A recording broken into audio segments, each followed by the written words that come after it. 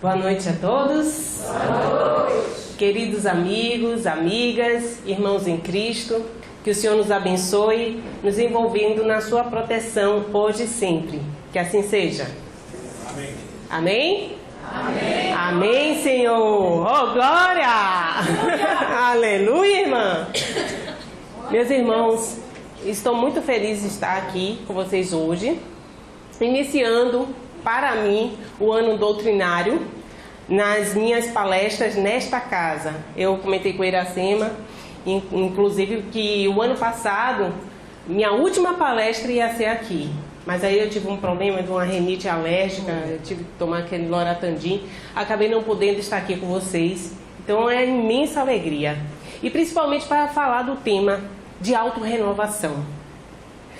Renovar-se a cada ciclo. Nós que vivemos aqui na Terra de forma cíclica. Fechamos o ano, que foi o ano passado, iniciamos outro. Amanhã inicia-se uma nova semana. Ontem iniciou-se um novo mês. E assim caminha a humanidade, em ciclos. Coincidentemente, quando eu cheguei, Iracema estava me contando aqui o valor nutricional da nossa querida fruta umbu. E nessa conversa ela falando, poxa, como a natureza é sábia. Eu fui me lembrando, é sim. Para vocês terem uma ideia, o nosso corpo, em cerca de 7 em 7 anos, é um corpo novo. Todas as células já são outras células, não são mais as células de 7 anos atrás. Nós temos órgãos que renovam todas as células cerca de 60 dias. Nós temos o tempo inteiro hemácias que estão morrendo e outras estão se pondo no lugar. Também os nossos neurônios, que a gente achava que não teria como renovar a quantidade de neurônios. Hoje nós sabemos que os neurônios eles se autorrenovam porque eles têm a plasticidade. E isso depende de cada um de nós, para mantermos uma mente constantemente em atividade, para evitar, inclusive, mais tarde até o mal de Alzheimer, né? Porque quando nós nos desafiamos a desenvolver algo novo, nós exigimos uma nova atividade cerebral. E então são feitas novas conexões. E o cérebro fica constantemente ativo e se renovando em termos de atividade também. Então, olha a importância de nos propormos coisas novas, comportamentos novos, vivências diferentes do dia a dia. E o que eu vejo é que o nosso comportamento é o contrário. Nós temos medo do novo. Nós nos acomodamos na vida. É, inclusive, uma tendência do próprio ser humano.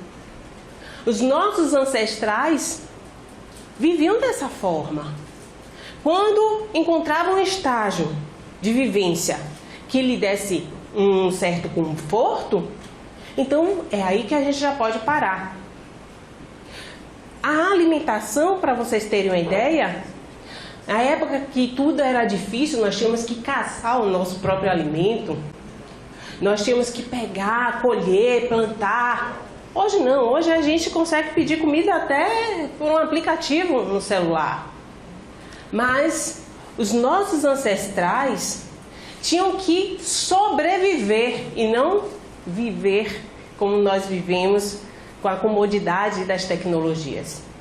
Então precisava-se comer os alimentos com muita gordura, com muita energia, calorias, mais tarde, né, com muito doce, açúcar. Tanto, açúcar, para vocês terem ideia, é algo mais recente, do século 17 para cá. Não havia esse consumo mundial de açúcar como há hoje. Hoje já se estuda o açúcar como uma droga. Uma droga. Ela nos vicia. O cérebro ele fica condicionado a você já pensar num alimento que tenha mais açúcar. Por quê? Porque funciona como um alcaloide, como as outras drogas, como a cocaína, e aí vai. Então, por isso que nós nunca estamos plenamente satisfeitos. Ao contrário, agora que nós podemos buscar uma vida mais leve, mais condizente também com o nosso estado espiritual.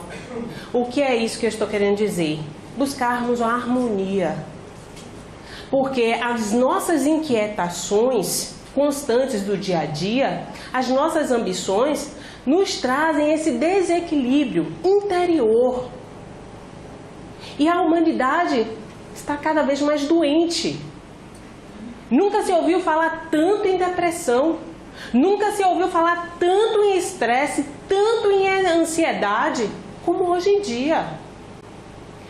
E aí é até contraditório, né? Porque se tudo parece estar mais fácil, mais ao nosso alcance, por que que estamos nessa ansiedade?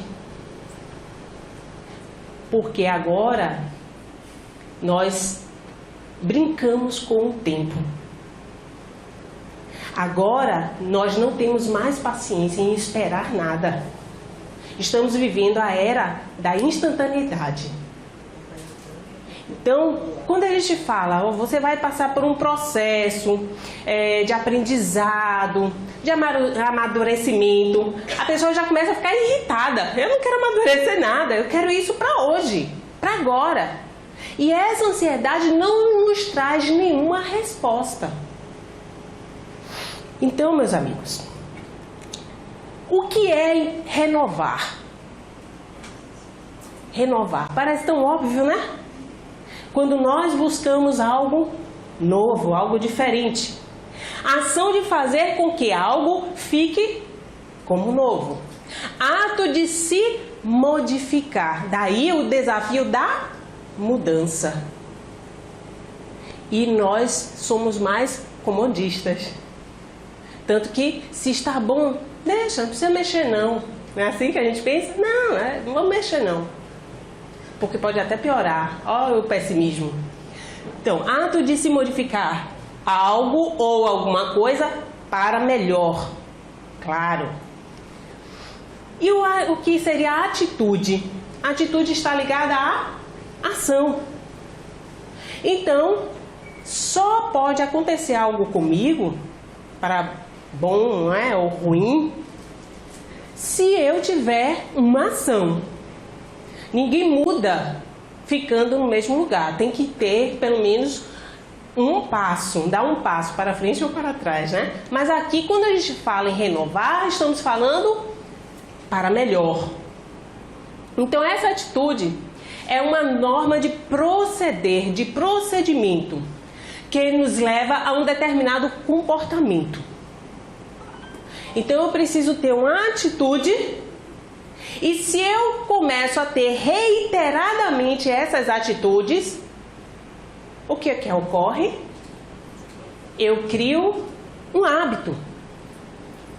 E o hábito vai fazer parte do meu comportamento. Esse é o nosso processo de modificar as nossas atitudes, o nosso ser, a nossa essência. Então, é o impulso que nos leva a tomar uma decisão e agir. Para vocês terem ideia de onde vem isso. Quando eu tomo uma atitude, uma vez eu estava falando até sobre um relacionamento, um casal, né? Eles discutindo, eu me lembrei de um filme, contei, acho que eu citei até esse filme aqui. A história de nós dois. Um casal estava em crise, viviam brigando, discutindo, já tinha inclusive separado de casas, né? Mas numa conversa eles estão na cama, quase se acertando. De repente aparece a imagem da mãe dela do lado, influenciando ela a dizer alguma coisa. Ele, quando vai responder, aparece a imagem do pai dele, depois da mãe dele. Aí quando vê, a família toda está na cama com o casal, enquanto eles estão discutindo. Moral da história, o que é que o filme quer trazer? Que ideia é essa? que naquele momento que o casal está discutindo, vêm todas as crenças familiares, todas as ideias. Nós não estamos ali colocando a nossa própria opinião. Nós estamos ali colocando uma opinião que foi angariada com o passar do tempo na nossa criação. Eu, quando estava assistindo esse filme, fiquei pensando, meu Deus, isso é porque o diretor do filme não era espírita. Porque senão ia colocar praticamente uma humanidade ali naquele quarto. Porque se nós aqui nos limitarmos a somente essa encarnação, vamos ver que a nossa formação depende de um tripé, que é biológico. Biológico no sentido que já fizeram experiências com gêmeos univitelinos, separando-os, criando em famílias em condições diferentes, com criações completamente diferentes, e eles ainda tinham semelhanças entre si, porque tinham herdado isso dos pais. Então, temos essas características biológicas, temos as características das nossas experiências do meio, que nós vamos aprendendo e registrando, e temos também a nossa memória espiritual. Então, olha a complexidade do ser humano. Quando nós tratamos, às vezes, uma conversa com alguém, hoje quando eu olho eu já fico imaginando assim, nossa, deve ter 1 bilhão de anos aí falando de coisas sobre isso. Eu fico meio, às vezes, tentando prestar atenção no que a pessoa está falando, porque eu já começo a viajar, né? Criando aquela ancestralidade da pessoa. Porque é assim que funcionamos. Então, isso vem de origem cultural, familiar e pessoal. Familiar, já aceitei o exemplo, cultural, que é do nosso meio, e pessoal, as nossas próprias experiências. Quantas vezes nós chegamos num lugar, a experiência não foi boa, e eu falei, nunca mais volto lá, porque esse lugar não presta, por causa de uma experiência. Aquilo me marcou. Ninguém mais presta, não é isso? Por outro lado, se eu tenho uma boa experiência, a minha tendência é buscar aquilo constantemente.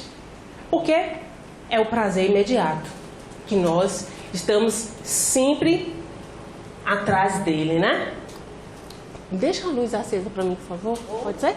Obrigada. Tá dando para enxergar aí, não tá não?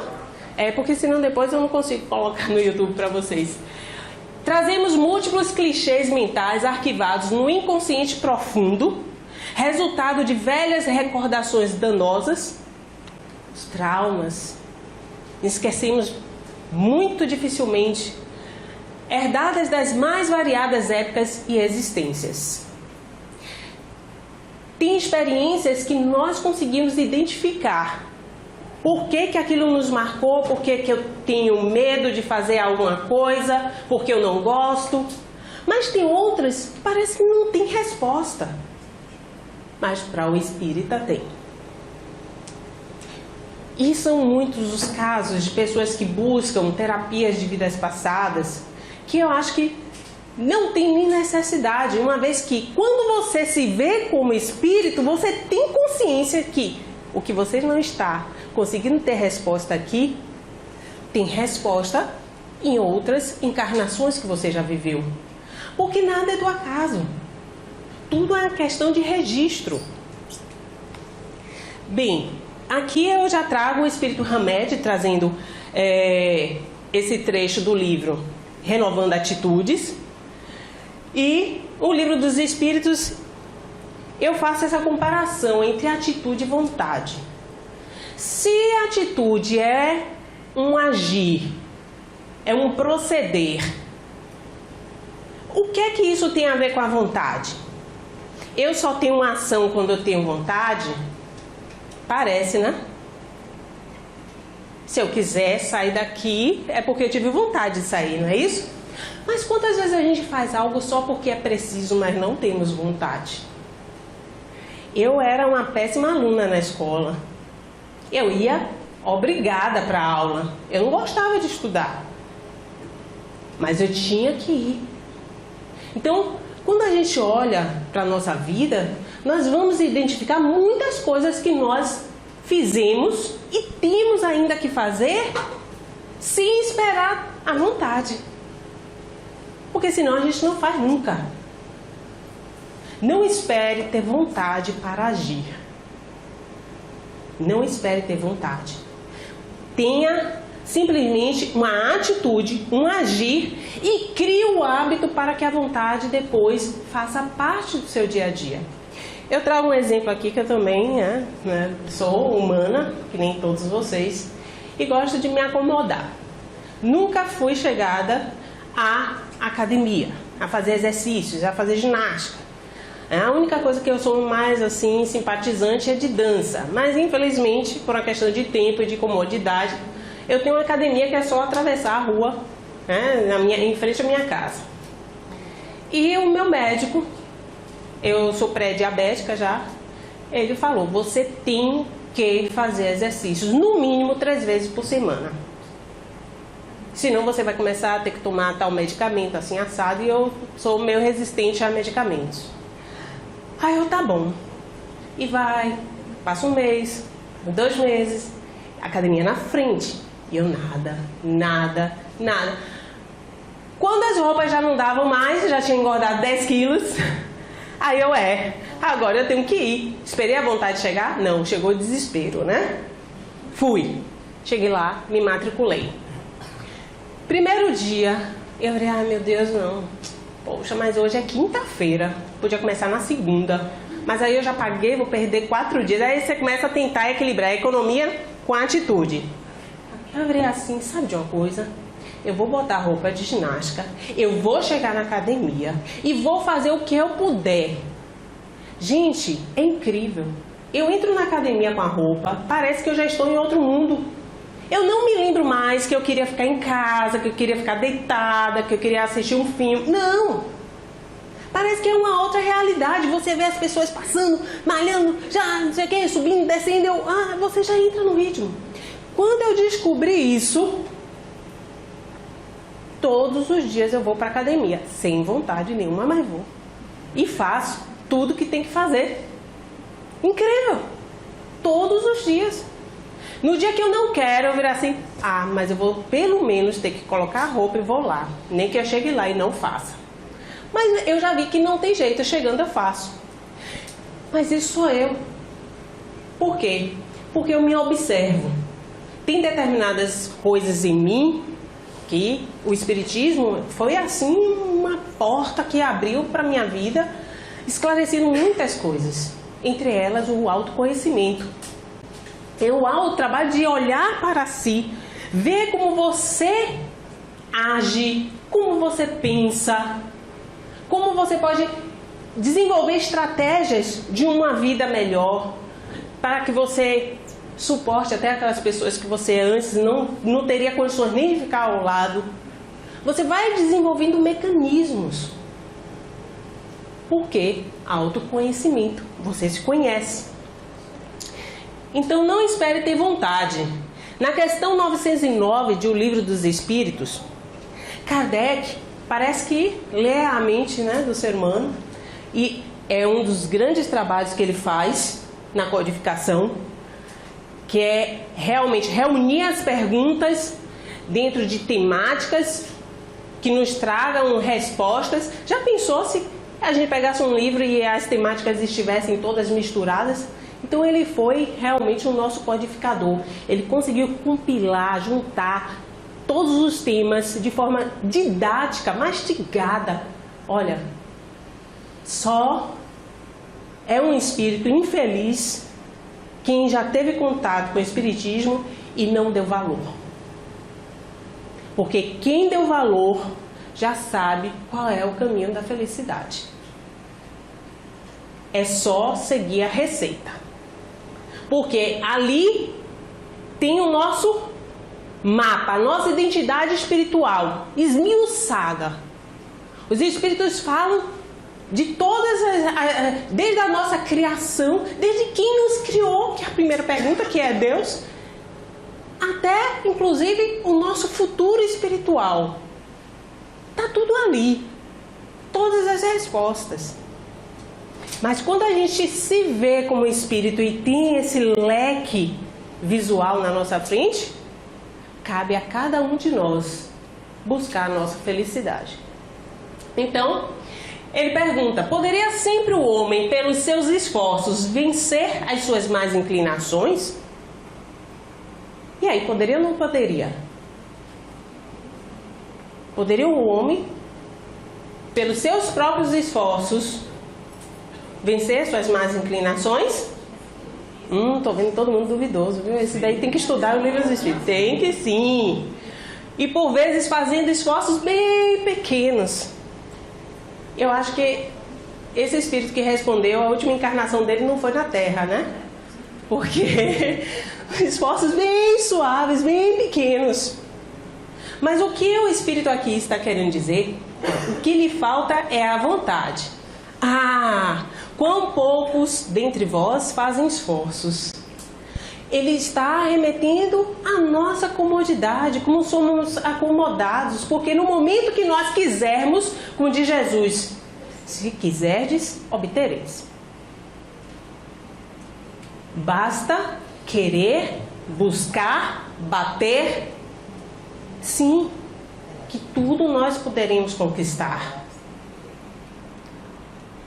Então, precisamos trabalhar, renovando os nossos pensamentos. Quando prestamos atenção nos nossos pensamentos, é o primeiro passo. Porque o pensamento é a origem de tudo. Quando você se dá conta que diante de uma situação ou uma pessoa, você presta atenção nos seus pensamentos e você vira: mas por que estou pensando isso? Se você se pergunta, você até começa a mudar o padrão de como você está pensando. Porque antes de você fazer isso, você só tem reações automáticas. Se alguém vir e falar alguma coisa que vai te ofender, você puf, responde no mesmo, né? Na lata, como fala. Mas se agora você presta atenção aos seus pensamentos, a pessoa vem e te fala alguma coisa, você: nossa, mas por que ela falou uma coisa dessa? Eu não sou assim. Então ela é louca. Pô, eu me conheço. Quando eu comecei a fazer isso, eu vi como eu me desgastava emocionalmente por ofensas que eu não deveria nem escutar. Porque aí eu me dei conta que não era a pessoa que estava me ofendendo, era eu que me sentia ofendida. Entendeu como muda o comportamento? Aí você começa a olhar aquela pessoa que, ao invés de ser uma agressão, você começa a ter pena. Você vira: nossa, é louca. Deixa lá, maluquice da cabeça dela, não sou eu. Isso já não te atinge. Então, renovar os nossos pensamentos, renovar as nossas atitudes, criando, inclusive, fazendo dessas atitudes uma sequência que incorpora a nossa vida de forma que nós conhecemos como hábitos. Os bons hábitos são as nossas virtudes. Hábitos ruins são os nossos vícios. Porque a gente, quando fala em vício, ainda nos remetemos aos pensamentos antiquados de dependência química. Não! É uma dependência, mas qualquer tipo de dependência do espírito. Aquilo que lhe prende, aquilo que é por isso que a gente considera a paixão como vício. Aquilo que lhe torna uma dependência, lhe prende, lhe traz um apego, é um vício. E padrões comportamentais são vícios, quando eles são negativos. Mas se eles são positivos, se são padrões comportamentais benéficos, que fazem o bem ao próximo, que fazem bem a você, são virtudes. Simples assim. Então, renovamos nossas atitudes e renovamos os nossos comportamentos. Então, eu tenho consciência de uma certa situação. Tenho um sentimento em relação à situação. Porque quando algo me acontece, se eu reajo, eu vou reagir baseado no sentimento. Algo me acontece de bom, vou ficar alegre. Algo me acontece de ruim, eu já fico com raiva, rancor. Então, o acontecimento traz uma reação pelo sentimento. Tenho minhas tendências de reagir. Por quê? Lembra lá atrás? Família, cultura, experiências pessoais. Isso eu tenho que trabalhar, esse ciclo, de uma forma renovada. Renovar, ou seja, trazer algo de novo nesse ciclo. Tomo consciência da situação, mas agora não vou pensar da mesma forma que eu pensava. Vamos ampliar a nossa visão. E aí vai. Tem tantos exercícios para a gente mudar o nosso comportamento no dia a dia. Eu estou trabalhando isso até na minha família. Ainda quando eu chego na casa dos meus pais, eles vêm, um vem fazer queixa do outro para mim. Eu consegui uma vitória o ano passado, consegui implementar o Evangelho no Lar, que eles não são espíritas, né? E quando eu percebi isso, que eles tinham aquela carência, aquela coisa de quando chegava um filho, não era só eu, qualquer pessoa de fora, chegou alguém que eu posso, porque se eu convivo com ele e eu não tenho com quem me queixar, quem aparece é a primeira vítima a ouvir. Aí eu, só passando por aquela experiência e vendo que era um comportamento normal, tanto de um como de outro, mas como aquilo ofendia eles, né? Aí eu propus, olha, não falei nada, vocês estão falando mal um do outro, não, nada disso. Eu falei assim, olha, eu tive uma intuição espiritual, porque eles não sabem muito sobre espiritismo, né? Intuição espiritual, meu pai minha filha, eu fiz o seu anjo da guarda porque eu converso com meu anjo. Eu sim, meu pai foi meu anjo da guarda, só pode ter sido. Ele disse que quando eu vier aqui, todas as vezes que eu vier, vocês têm que me dar num papelzinho escrito pelo menos 3 coisas boas que um tenha feito pro outro no dia. Principalmente aos domingos, que é o dia certo que eu vou fazer o Evangelho, estou lá, né? Pronto, agora antes do Evangelho, o papelzinho já está na mesa. E eu vi o quanto que isso modificou o humor até na hora de sentar para fazer o Evangelho. Já chega assim, olha, aqui ó, mas não deixa ele ver não. É coisa boa. Antes era, minha filha, vem cá que eu vou te contar, você não sabe o que é que seu pai... Agora não deixa ele ver não. Quer dizer, nós vamos buscando e vamos conseguindo fazer coisas diferentes, implementar coisas novas no nosso dia, de forma que angarie valor em nossas vidas. Então, renovar sob a inspiração do Mestre Jesus sempre. Sempre, cada vez que a gente lê o Evangelho, os Evangelhos na Bíblia, o Evangelho segundo o Espiritismo, um livro Boa Nova que eu amo tanto, de Humberto de Campos. Cada vez que a gente se depara com uma história contada sobre Jesus, na fala de Jesus, reproduzida, tudo isso nos toca profundamente. E não pode ser algo momentâneo. Tem que ser algo para nossas vidas. Porque eu acho tão interessante, a gente pega essas passagens, a gente vê uma palestra, a gente lê um livro, fica tocado, cheio de amorosidade. Vai na rua, pronto, o primeiro episódio acabou, o Evangelho já foi para o espaço. A pessoa esquece. Então, não se amoldem ao padrão deste mundo. Se nós formos nos comparar em relação a outros planetas aqui no Sistema Solar, eu não sei, eu estou vendo aqui que há uma certa dificuldade, né, segundo Iracema. Quem não estudou os livros dos Espíritos, que dirá que leu as revistas espíritas.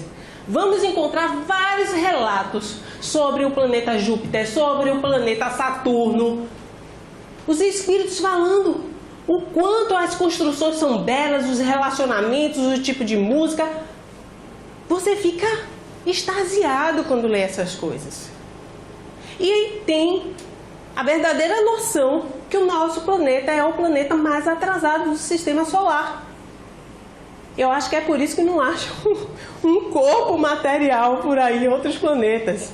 Porque os espíritos que vivem não precisam mais de um corpo material para ter essas experiências que estamos tendo. Experiência que a gente pega uma pessoa aqui e aperta, sente dor. Dá um beliscãozinho. Qualquer coisa nos atinge. o filhote é ótimo, né? Mas o filhote do homem, ou seja, o filho do homem, o neném, o bebê, é o filhote mamífero mais frágil que tem na natureza.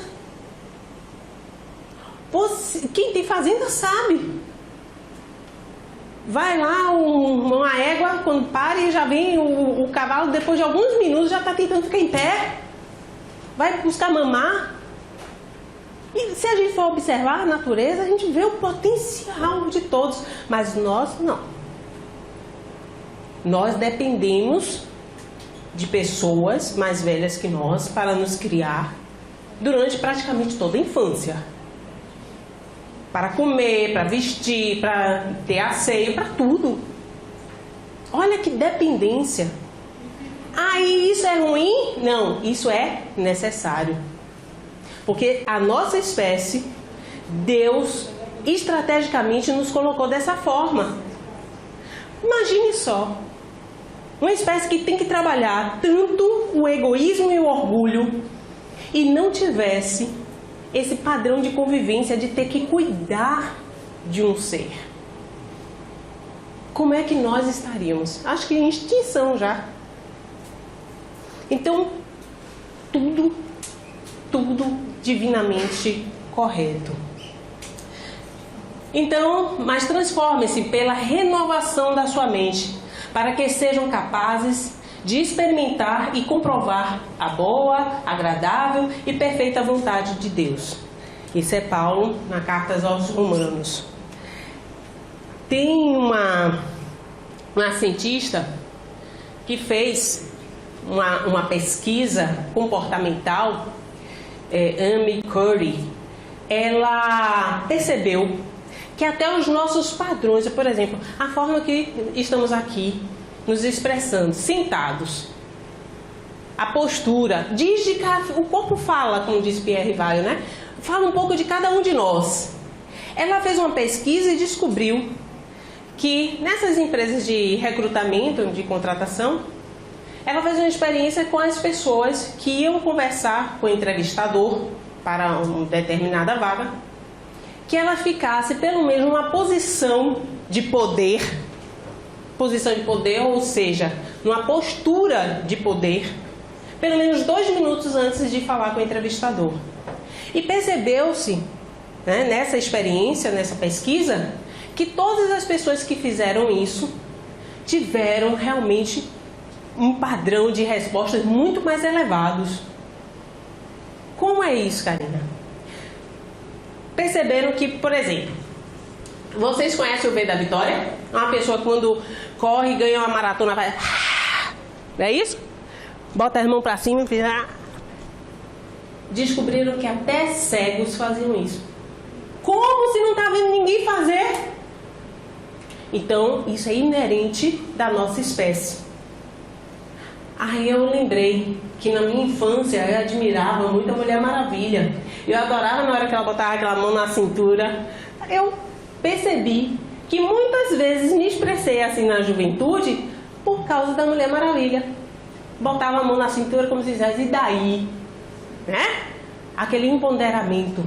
Então, há pesquisas nesse sentido.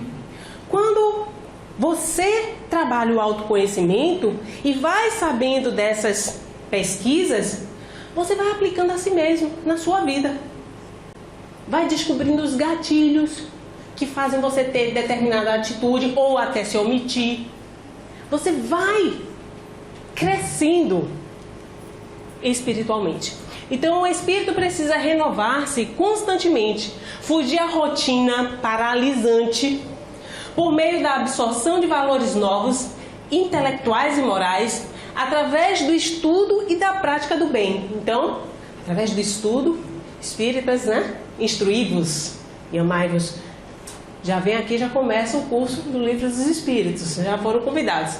Senão, cairá no desequilíbrio, na perturbação e na enfermidade. Como é interessante.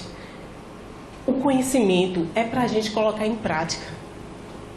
Não basta a gente ficar, isso existe. Existe porque tem uma função. Renovar edificando nossos valores morais na renovação de verdadeiras e ainda muitas vezes desconhecidas potencialidades e capacidades. Vocês aqui já ouviram falar da parábola dos talentos. Um senhor que tinha muitos servos, ele ia se ausentar durante um período, chamou os servos que ele mais gostava. A um deu 5 talentos, ao outro deu 2 talentos e ao terceiro deu 1 talento. E diz: cuide bem desses talentos. Quando voltar de viagem, eu tomarei a conta de vocês. Vou querer que vocês prestem contas. E aí viajou, depois de um certo tempo, retornou, chamou os servos. E aí o que tinha ganhado 5 talentos, né? Senhor, aqui ó, os 5 talentos que me deste. E eu consegui investir e ganhei mais 5. Aí ele: servo bom e amado, vem para o lado do seu senhor. Foste fiel no pouco, serás também fiel no muito. Terás muito de mim. O que ganhou 2 talentos? Senhor, eu também tinha 2 talentos, consegui render mais 2. Tem aqui 4 talentos para o senhor. Servo bom, venha cá, fica aqui com o seu amor, o seu amo. Resultado: quando chega o que ganhou 1 talento, botei até uma imagem ali, o que ganhou 1 talento, fala: Senhor, sei que colhes onde não plantas. Sei que ajunta onde não semeias. E temendo a tua animosidade, eu cavei um buraco e guardei o talento. Eis aqui o teu talento que te restituo de volta. Aí o Senhor olhou para o servo: servo inútil e infeliz, como fizeste isso? Por que não deste o talento aos banqueiros? Pelo menos teria agora uma correção com juros para mim.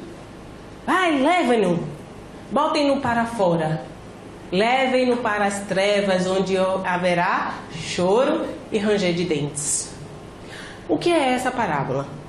Esse senhor, que nós podemos dizer que é até um senhor no finalzinho malvado, mas não é. A interpretação dela, quando Jesus conta, ele está dizendo que todos nós recebemos os nossos talentos. Mas, quando recebemos, tem aquele que vira assim: mas ele só me deu 1. E a gente faz isso diante da vida. Por quê?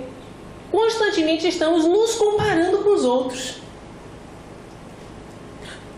As pessoas começaram a desenvolver depressão depois de ficar mais de 15 minutos olhando uma rede social. Por que isso? Porque está vendo lá, tem gente que parece que o mundo cai do céu nas mãos dessa pessoa de forma bem fácil. A gente não vê a luta da pessoa, a gente não vê o choro, a gente não vê se ela tem uma doença, porque nada disso está sendo postado. Só a pessoa viajando, correndo o mundo, gastando dinheiro, sempre de forma exuberante. Um corpo depois daquele paint shop, sei lá como é que chama aquele programa, né? É Photoshop. O paint é na minha época ainda, né? Depois a tia explica. Então, vejam só, você começa a ficar triste porque se compara com aquela pessoa. Você conhece o seu próprio esforço de vida, as suas dificuldades. E para e pensa: nossa, mas eu ralo tanto na minha vida. E as pessoas parecem que tem tudo de mão beijada. Esse tipo de raciocínio, você simplesmente acaba com sua autoestima. Porque acha que a vida dos outros é melhor. É uma questão de comparação. E nessa parábola dos talentos, o que ganha 1 talento só, ele se compara com os outros. E se justifica dessa forma. Como se dissesse: só porque eu ganhei 1 talento, eu não podia arriscar. Não ia investir na bolsa, na Petrobras. De repente perdia tudo. 1 talento? Não. Mas os outros tiveram mais opções e investiram mais. Não é isso. A moral da história nessa parábola é que Deus nos dá os talentos para que nós utilizemos eles. A gente tem que investir na gente, acreditar na gente. E se der errado? Porque a parábola em nenhum momento vira assim, ele perdeu o talento. Não, a gente não perde o talento. A gente não perde. Sabe por quê? A gente desencarna. Quando reencarnar, olha o talento de novo para a gente colocar em prática. Para isso que existe a reencarnação, gente. O que a gente não desenvolve agora, quando reencarnarmos, vamos ter uma nova chance de desenvolver. Queremos melhorar, mas claro que a gente não vai conseguir fazer um upgrade do dia para a noite, né? Virei outra pessoa. Cada um tem a sua própria estrada de Damasco. Então, André Luiz diz que somos instrumentos das forças com que nós sintonizamos. As forças que criamos sintonia. Elas podem ser tanto edificantes ou perturbadoras. Eu me identifico com aquilo e começo a vibrar também nesse mesmo padrão. Cada um emite com os sentimentos raios específicos e vive na onda espiritual com que se identifica. Então, quando a pessoa começa a se queixar que tem alguma coisa errada, tem, mas não é só com sua vida, é com o seu comportamento também, porque se você está passando por aquilo, você atraiu isso para você. Só que a gente não quer parar para analisar dessa forma, a gente quer que alguém venha e traga uma solução. Só isso. Eu vou dividir uma experiência até pessoal, que aconteceu comigo quando eu me tornei espírita. Eu trabalhava numa instituição aqui na Pituba e tinha duas colegas que me massacravam. Os piores serviços tinham que ficar comigo.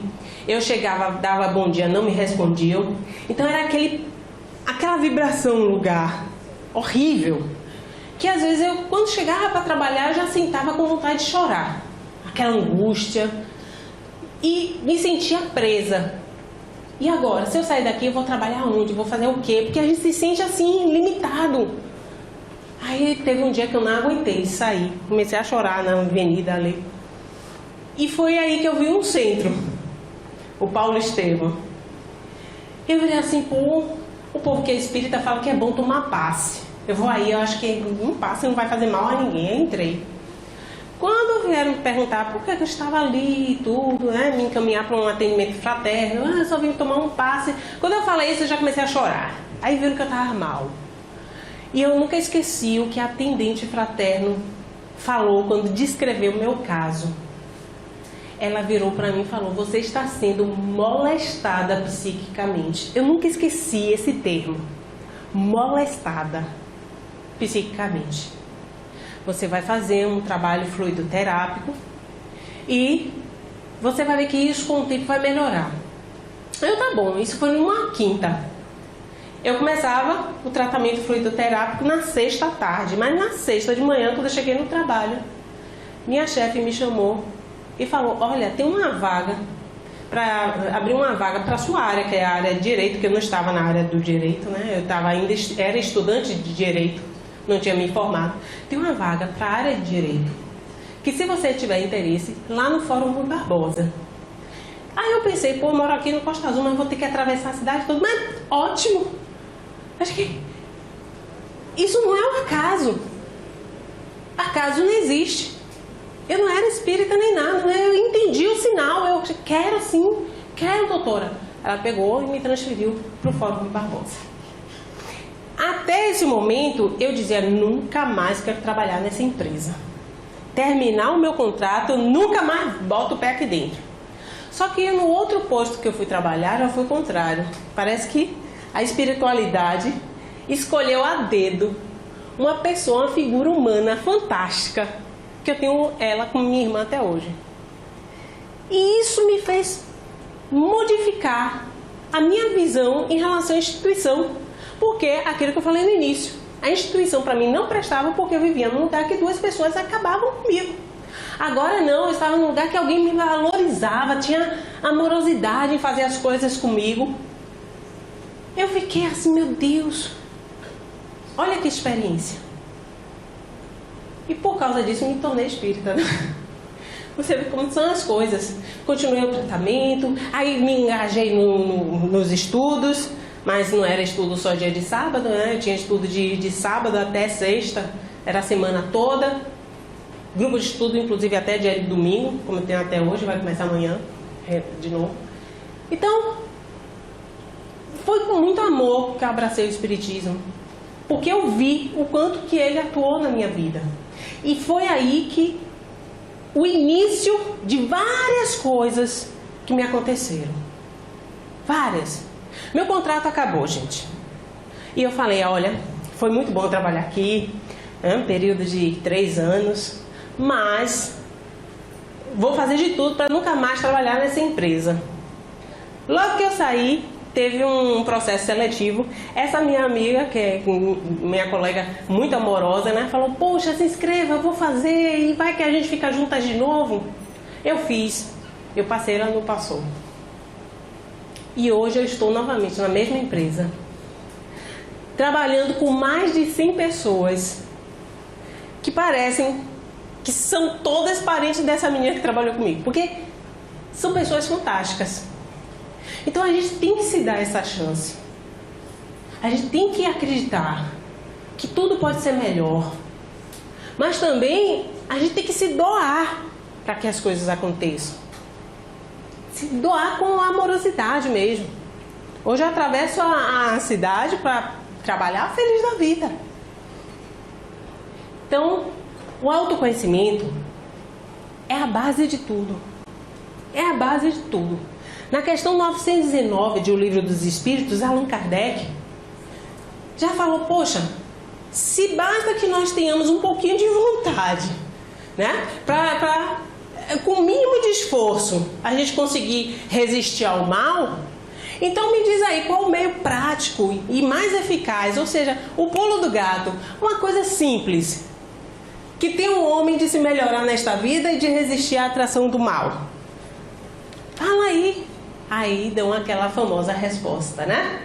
Um sábio da antiguidade vos dizia, conhece-te a ti mesmo.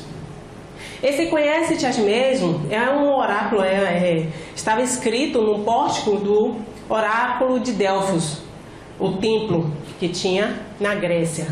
Ficou muito famoso porque quando Sócrates começa a ter a fama de ser o homem mais sábio da região, ele vai até o oráculo, encontra a pitonisa e pergunta, vem, porque todos acham que eu sou o homem mais inteligente, né, o mais sábio aqui de todos. Aí ela vira assim, o que é que você sabe? Aí o Sócrates responde, né, eu sei que nada sei, por isso que tu és o homem mais sábio. Então essa frase, conhece-te a ti mesmo, ela é atribuída a Sócrates por causa da história, não foi ele que criou essa frase. Está lá no oráculo de Delfos. Aí Kardec, sim, sabemos essa máxima, que é milenar, né? Nós conhecemos essa máxima. Porém, a dificuldade está precisamente em cada um conhecer-se a si mesmo. Qual o meio, então, de consegui-lo? E quem vem traz uma receita, que eu resumi aqui um pouquinho para vocês. Mas são praticamente 2,5 páginas de O Livro dos Espíritos. É o Espírito Santo Agostinho. Ele diz, fazei o que eu fazia quando vivi na Terra. Quando ele estava aqui encarnado, na última encarnação, né, como Santo Agostinho, ao fim do dia ele repassava o dia dele, as atitudes, o comportamento dele, ou seja, fazia um checklist das atitudes dele. Interrogava a minha consciência, passava em revista o que fizera e perguntava a mim mesmo se não faltara a algum dever, se ninguém tivera motivo para de mim se queixar. Foi assim que cheguei a me conhecer e a ver o que em mim precisava de reforma. Só posso mudar algo que eu identifico em mim e vejo que é prejudicial. Então eu tenho que fazer essa autoanálise. E eu acho interessante que ele deixa claro ao fim do dia. Ao fim do dia, ou seja, vivi meu dia hoje. O que é que eu vou fazer ao fim do dia, gente? Deixa eu ver se vocês são normais igual a mim. O que é que a gente faz ao fim do dia? Ah, a gente dorme, né? Amém, Senhor? Dormimos. E sabemos como espíritas, através dos nossos irmãos espíritos que já trouxeram essas informações, que quando dormimos, o nosso espírito entra numa parcial liberdade e ele se recambia para outras dimensões. Carmina, e eu vou para onde? Para onde o seu ânimo está sintonizado. Para onde seus sentimentos estão sintonizados. Para onde suas emoções estão sintonizadas. Se você foi dormir irritado, você vai para algum lugar muito confuso, com gente muito irritada, com gente bem confusa, porque vai continuar nessa sintonia. Se você faz uma oração antes de dormir, você repassa o seu dia, você lê uma boa mensagem, pega um livro Paulo Estevam, tenta ler pelo menos meia página, porque você dorme logo em seguida. Quando você faz isso, você faz uma higiene mental e harmoniza suas emoções. Porque senão você vai para onde suas emoções lhe levarem. Por isso que Paulo de Tarso dizia: irmãos, irai-vos, mas não pequeis, não deixeis que o sol se ponha sobre a vossa ira. O que é que Paulo de Tarso estava falando? Irmãos, sejam humanos, fiquem com raiva, chateados, mas não alimentem essa situação até o momento de dormir, até que o sol se ponha. Não, dá um jeito de deixar isso já de lado, porque senão você vai levar isso consigo durante o sono. Então a vida é um eco. Se você não está gostando do que está recebendo, vocês têm que também analisar o que é que você anda emitindo. Com certeza. A cada um, segundo suas obras, Jesus sempre nos alerta. Aqui é uma foto que eu tentei trazer do nosso querido apóstolo Pedro. Simão Pedro. Simão, muitas vezes chamado de Simão quando ele fraquejava em alguma coisa, e Pedro, Rocha, que foi o nome que Jesus o batizou, como seu seguidor. Era no momento que ele mostrava mais determinação, mais segurança, Jesus o tratava como Pedro. Então, tem até essa simbologia quando a gente analisa as passagens bíblicas. Simão, ele negou Jesus 3 vezes. Na última ceia, quando Jesus começa a falar, acho que já pela 4ª vez que ele está falando para os discípulos, tudo que ele terá que acontecer com ele. Que ele será julgado, será incompreendido pelos líderes dos judeus e inclusive seria sacrificado. Quando Jesus volta a falar isso na Santa Ceia, a última ceia, Simão Pedro, ele disse: mestre, não, que é isso, mestre? Eu não vou deixar ninguém lhe tocar. Pedro, até que o galo cante, você vai me negar 3 vezes. Mas eu nunca. E não é assim que a gente faz? Não é? Nunca. Até acontecer. E essa experiência fez de Pedro um homem que comandou o maior colégio apostólico cristão. Porque nós temos as nossas fraquezas, nós temos os nossos deslizes, mas também temos as nossas virtudes. Jesus sabia o que ia no interior de cada um que estava ali com ele. Ou vocês acham que Jesus não sabia que Judas ia entregar ele? Tudo, o mestre já sabia, ele estava cumprindo as escrituras. Isso já estava previsto nas escrituras. que o Cordeiro de Deus ia ser sacrificado. Então, Pedro, depois dessa experiência, mostra realmente o homem, o grandioso que ele é. Funda a mansão, né, o caminho, a casa do caminho, a mansão do caminho, a casa do caminho, dá assistência a todos que estão precisando. É aquele que inclusive é mais chegado ao Estevão, tem ele praticamente como um filho, até acontecer, né, os problemas com Saulo de Tarso.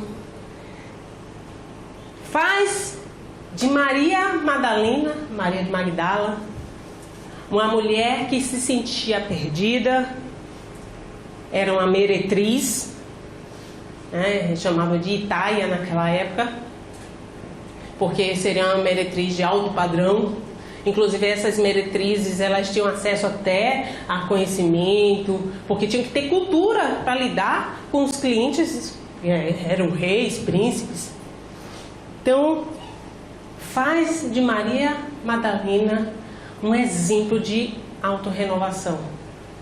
Quando ela é tocada pelo Mestre, aliás, quando a gente pega o livro Boa Nova, nós examinamos os textos que mais remetem ao amor incondicional, é Jesus conversando com Maria Madalena.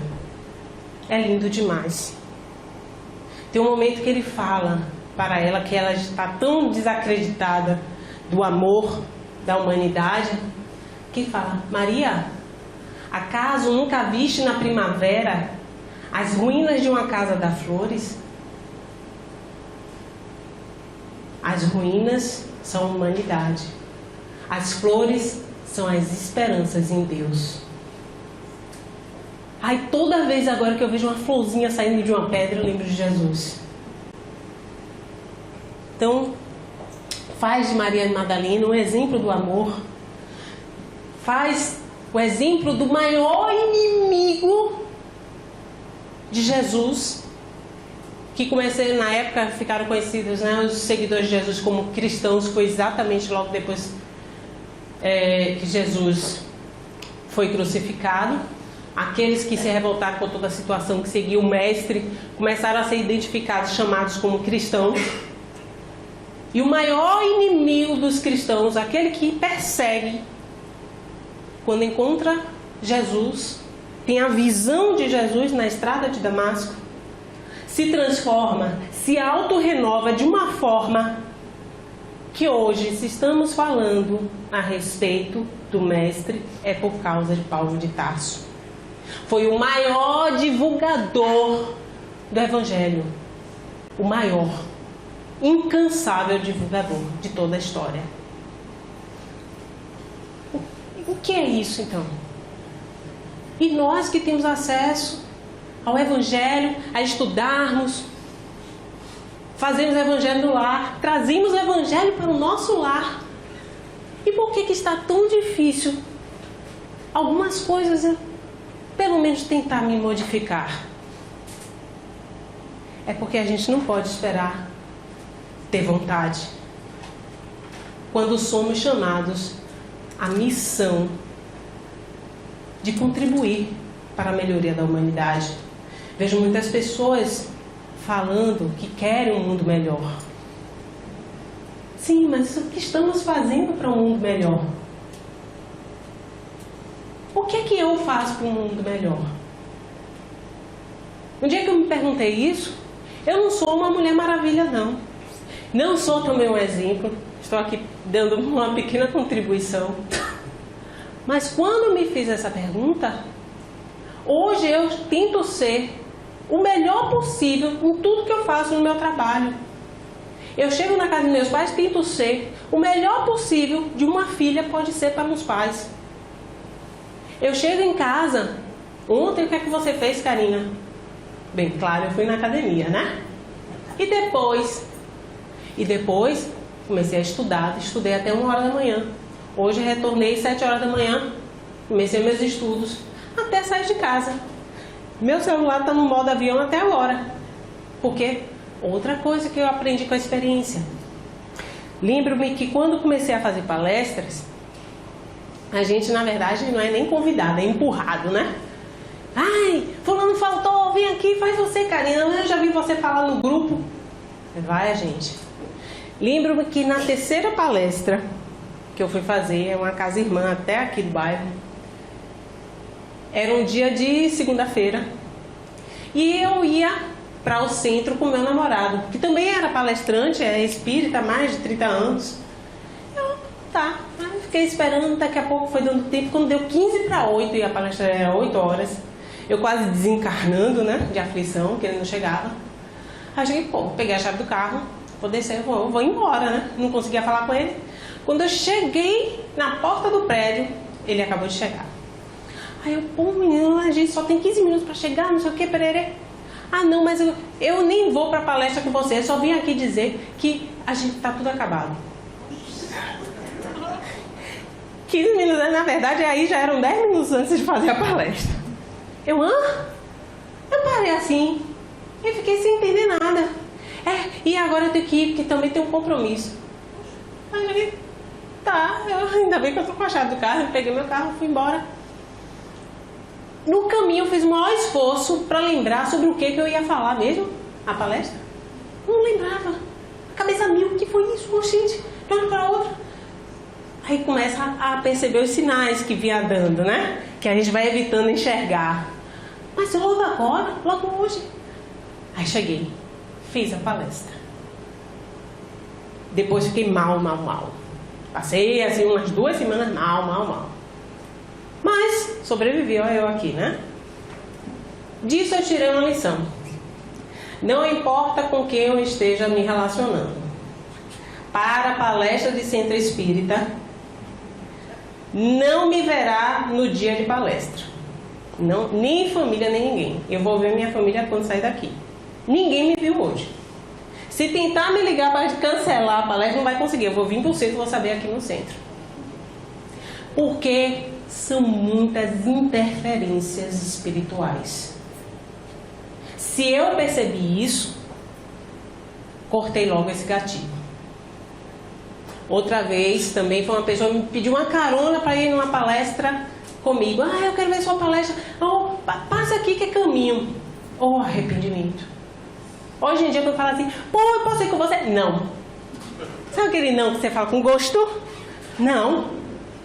Mas se você quiser voltar, né, dê um jeito de que na volta está garantido. Porque a gente vai percebendo essas coisas, gente, e temos que agir. Eu não posso me dar mais o luxo de falar assim, eu passo. E a pessoa entra no meu carro, vai tagarelando daqui até lá e eu tentando formar ainda o que é que eu vou falar. Então, isso é aprendizado de vida. A gente percebe e toma uma atitude para não repetir. E caminhando já para o fim. A regra universal do proceder. Reconhece-se o verdadeiro espírita pela sua transformação moral e pelos esforços que emprega para domar suas más inclinações. Estamos aí, então, falando de esforço que nós fazemos, empenho, dedicação, tudo a ver com atitude. Mas não basta a minha atitude se eu não tiver, como diz Emmanuel, disciplina, disciplina, disciplina. Senão a gente não vê resultado. Já pensou eu agora que estou determinada na academia todos os dias? Depois de começar a faltar, cadê a disciplina, disciplina, disciplina? Como que eu vou querer ver resultados? Não vou. Aí a gente pega e abre o Instagram, que estraga mesmo. A gente abre lá, resultado em 20 dias. A gente já fica até tentado em fazer uma dieta daquela em 20 dias e emagrecer 20 quilos, né? Em 20 dias. Uma mágica. Fluido terápico. Então, enquanto um se contenta com seu horizonte limitado, outro que aprende alguma coisa de melhor se esforça por desligar-se dele e quase sempre o consegue se tem firme a vontade. O espírito ele é regido por pensamento e vontade. O que podemos fazer em apenas um segundo? Alguém pode dar uma dica? 1 segundo. Já foi. O que podemos fazer em 1 segundo? Em um segundo, a gente pensa 1000 coisas. Mesmo que não queira. Se você disser assim, não quero pensar, você está pensando que você não quer pensar. Então não tem jeito. Em um segundo, o que nós podemos fazer é prestar atenção e mudar um pensamento. Isso já é o início de tudo. Em apenas um segundo. É aquele momento que você vai falar, respire. Utilize sua conversa mais simpática possível, aquela conversa bovina.